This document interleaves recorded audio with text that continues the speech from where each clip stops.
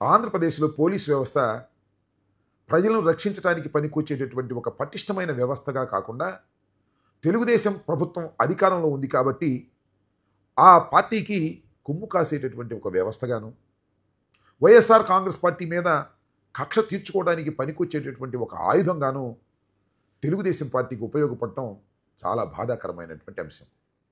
ఇది రోజు రోజుకి పెరుగుతూ ఉంది. ఈ మధ్యన జరుగుతున్నటువంటి సంఘటనలు చూస్తే అసలు ఈ పోలీస్ వ్యవస్థ వల్ల సమాజానికి ప్రమాదం కలుగుతుందేమోననేటువంటి భయం కూడా కలిగేటటువంటి పరిస్థితి ఏర్పడుతుంది. తెలుగుదేశం పార్టీ కూటమి ప్రభుత్వం అధికారంలోకి వచ్చిన తొలి రోజుల్లో తెలుగుదేశం పార్టీ కార్యకర్తలు వైసీపీ కార్యకర్తల మీద దౌర్జన్యాలు చేశారు. వాటిని అరికట్టడంలో పోలీసు యంత్రాంగం పూర్తిగా విఫలమైంది. సరే, అదొక ప్రమాదం అనుకోండి. ఇవాళ తెలుగుదేశం కార్యకర్తలు దూకుడు తగ్గింది, పోలీసు వారే దూకుడు పెంచి పోలీసు వారే దౌర్జన్యాలు చేసేటటువంటి పరిస్థితికి రావడం అనేది ఒక విధంగా అరాచకం వైపు సమాజం నడుస్తుందేమోననేటువంటి ఒక భయాందోళన కలుగుతూ ఉన్నాయి. ఈ మధ్య రాజధాని చుట్టుపక్కల ప్రాంతాల్లో జరిగినటువంటి కొన్ని సంఘటనలు, ముఖ్యంగా నిన్న చిలకలూరుపేటలో జరిగినటువంటి సంఘటన మరింత భయాందోళనకు గురి చేస్తుంది. ఒక శ్రీకాంత్ రెడ్డి అనేటువంటి ఒక వ్యక్తిని అరెస్టు చేయడం కోసం రజనీ గారి కారులోకి వెళ్ళి రజనీ గారిని బయటకు లాగేసి దౌర్జన్యం చేసి కారులోకి దొరబడి ఆ సిఐ గారు ఆ శ్రీకాంత్ రెడ్డిని చొక్కా పట్టుకొని బయటకు ఈడ్చుకొచ్చాడు. అది కాకి దుస్తులు ధరించినటువంటి ఒక పోలీసు ఆ విధంగా చేశాడు.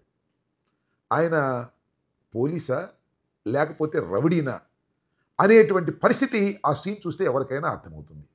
అసలు ఏంటిది? శ్రీకాంత్ రెడ్డిని ఎందుకు అరెస్ట్ చేయాల్సి వచ్చింది? ఆయన చేసిన తప్పేమిటి? శ్రీకాంత్ రెడ్డి ఎవరు అనే విషయాలు కొద్దిగా ఇక్కడ మనం చర్చించుకుందాం. మాజీ మంత్రివర్యులు ఆమె దగ్గర పనిచేసేటటువంటి ఒక యువకుడు, ఆయన మీద ఒక ఫాల్స్ కేసు పెట్టారు. ఎప్పుడు పెట్టారో తెలుసా? నిన్న ఉదయమే. ఎప్పుడు జరిగిందో సంఘటన తెలుసా? ఆ ఎఫ్ఐఆర్ ప్రకారం వైఎస్ఆర్ కాంగ్రెస్ పార్టీ అధికారంలో ఉన్నప్పుడు జరిగినటువంటి సంఘటనని నిన్న ఉదయం కంప్లైంట్ చేస్తే రిజిస్టర్ చేశారు. సిఐ గారు వెంటనే హుటాహుటిన వెళ్ళి అని పట్టుకురావడానికి ప్రయత్నం చేశారు. ప్రయత్నం ఉందిలే, రజనీ గారిని మ్యాన్ హ్యాండిల్ చేసేదానికి వెళ్ళిపోయారు. ఆ సుబ్బనాయుడు గారు అంటే ఆయన సిఐ గారు చాలా అమితోత్సాహాన్ని ప్రదర్శించారు. రజనీ గారి కారులోకి వెళ్ళి రజనీ గారు నివారిస్తున్న శ్రీకాంత్ రెడ్డిని చొక్కా పట్టుకొని ఒక రౌడీని, ఒక సంఘ విద్రోహ శక్తిని లాక్కొచ్చినట్టు లాక్కొచ్చారు. లాక్కొచ్చి ఏం చేశారబ్బా? మళ్ళీ నెక్స్ట్ రోజు కోర్టులో ప్రొడ్యూస్ చేశారు. ప్రొడ్యూస్ చేస్తే ఏమైంది? కోర్టు వారు ఇది కేవలం 41 నోటీస్ ఇచ్చి పంపించేటటువంటి కేసు అని వెంటనే బెయిల్ ఇచ్చి వదిలేశారు. ఏమైంది సుబ్బనాయుడు గారు? మీరు చేసినటువంటి ఈ దౌర్జన్య కాండ వలన ఏం జరిగిందో ఒక్కసారి ఆలోచించుకోండి. 41 నోటీస్ ఇచ్చి పంపించేసేటటువంటి కేసులో ఒక ఎక్యూజ్డ్ని మీరు తీసుకురావడం కోసం మాజీ మంత్రివర్యులు మహిళ అయినటువంటి రజనీ గారిని కూడా మ్యాన్ హ్యాండిల్ చేసే స్థాయికి మీరు వెళ్ళారు అంటే మీరు పోలీస్ ఆఫీసరా, లేకపోతే తెలుగుదేశం పార్టీకి తరపున గూండాగిరి చేయడానికి మీరు కాకి బట్టలు వేసుకున్నారా అనేటువంటి సందేహం నాకే కాదు, ఆ సంఘటన విన్నవారికి చూసిన వారికి కూడా అనుమానం కలుగుతుంది. నేను ఏమంటానంటే, సుబ్బనాయుడు గారు మీరు సిఐగా వచ్చారు, పత్తిపాటి పుల్లారావు గారు మిమ్మల్ని బహుశా అక్కడ సిఐగా వేశారు. వేస్తే అంత అమితోత్సాహం ఏంటండి మీకు? నాకు అర్థం కాలేదు.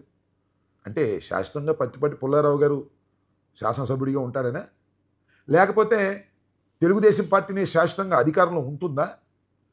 మళ్ళీ మేము రామా? మేము వస్తే మరి అప్పుడు పరిస్థితి ఏంటి?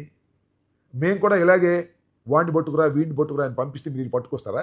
ఇదేనా పోలీసులు చేయాల్సినటువంటి కర్తవ్యం, ధర్మం? పోలీసులు చేయవలసింది ఏమిటి?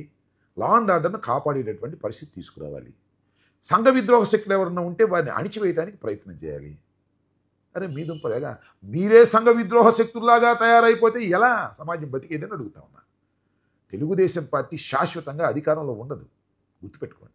ఇంతకు ముందు కూడా ఎప్పుడూ లేదు. ఏదో ఒకసారి ఉండొచ్చు, మళ్ళీ ఇంకోసారి మేము రావచ్చు. ఈ పరిస్థితులన్నీ ఊహించుకొని మీరు చేస్తున్నారా, లేక కాస్త అధికార మదం ఉందనే ఉద్దేశంతో వారి మాటలు విని మీరు ఈ కార్యక్రమాలకు ముందుకు వస్తున్నారా? ఒక్కసారి ఆలోచించుకోవాల్సినటువంటి అవసరం మీలాంటి సిఐలకు ఉందని ఈ సందర్భంగా నేను చెప్పదలుచుకున్నాను. మేమేం మర్చిపోతాం అనుకోకండి. మేము మర్చిపోయినా మా కార్యకర్తలు ఇవన్నీ కూడా గుర్తుపెట్టుకునే ఉంటారు. మళ్ళీ తిరిగి మా అధికారంలోకి వచ్చినప్పుడు మీ మీద మమ్మల్ని దౌర్జన్యం చేయమని అంటారు. సరే, మేము చేయమనుకోండి. అయితే ఇవాళ ఏం జరుగుతుంది రాష్ట్రంలో? ఇవాళ రాష్ట్రంలో డీజీ స్థాయిలో ఉన్నటువంటి వ్యక్తుల్ని కూడా అరెస్ట్ చేసి జైల్లో పెట్టేటటువంటి కార్యక్రమాన్ని తెలుగుదేశం పార్టీ తీసుకుంది. మరి మీరేం లెక్క? సుబ్బరాయుడు గారు, సిఐ గారు ప్రమోషన్ మీద వచ్చిన ఆయన మిమ్మల్ని జైల్లో పెట్టడం ఏమైనా లెక్క అండి? ప్రభుత్వం తలుచుకుంటే సరే, ఈ ప్రభుత్వమే శాశ్వతంగా ఉంటే, చంద్రబాబే శాశ్వతంగా ఉంటే, పత్తిపాటి పుల్లారావే శాశ్వతంగా ఉంటే అది జరగకపోవచ్చు. శాశ్వతంగా లేకపోతే అది కూడా జరగవచ్చుగా. ఎందుకంటే మీరు ఆలోచించుకోరు? ఈ మధ్యన పోలీసు వారు బాగా రెచ్చిపోతూ ఉన్నారు. ఇది చాలా దుర్మార్గమైనటువంటి అంశం. ఇక్కడే కాదు, మొన్నే కంతేరులో ఒక ఎంపీటీసీని ఆమెని అరెస్ట్ చేసి తీసుకొచ్చారు. ఇప్పుడు తెలుసా, 3:30కి తెల్లారుగట్ట 3:30కి అరెస్ట్ చేసి తీసుకొచ్చారు. కె వాసు, తాడికొండ సిఐ గారు. పాపం ఆయన కూడా మీలాగానే అధికారం శాశ్వతంగా తెలుగుదేశానికి ఉంటుందని అనుకుంటున్నారేమో నాకు తెలియదు. ఆమె మీద ఏం వేశారో సెక్షన్ తెలుసా? 307 వేసి రాత్రి 3:30 సమయంలో ఇంటికి వెళ్ళి తలుపులు తోసుకొని వెళ్ళి దౌర్జన్యంగా తీసుకొచ్చారు.